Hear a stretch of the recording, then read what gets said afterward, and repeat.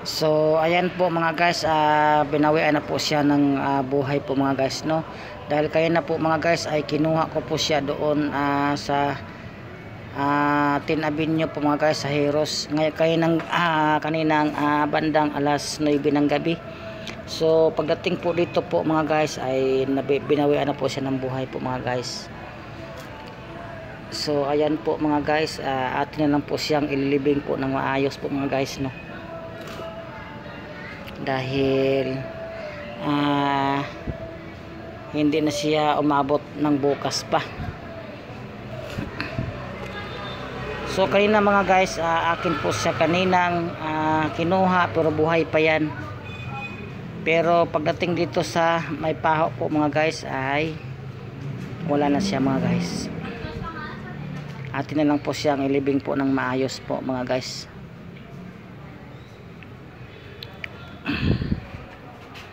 So ayan po mga guys, nakita niyo po mga guys, kanina kasi mga guys ay paghawak ko sa kanya ng umaga ay hindi na siya abutan pa ng bukas, dahil alam ko oras na lang po ang kanyang binibilang. At ngayon nga mga guys ay ngayong gabi mag alas 10 na po, no, ay wala na po siya mga guys. Kasi nga pinuntahan ko sa talaga mga guys, kasi nga aambon kasi ngayon. Yun nga, pagdating ko sa paho po mga guys, ito nga, pinadama ko lang sa kanya na mayroon pa rin sa kanya na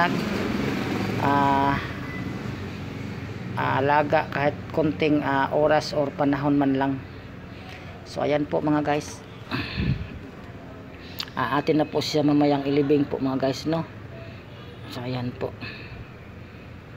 isa po siyang bulag. Ayan, yung mag-rescue po nito, sana po makita po ang video ni Mingming na wala na po siya. Atin na po siyang ililibing po siya ngayong gabi doon po sa bakanting lupa. So hanggang dito na lang po ang ating videos kay Muningning po mga guys.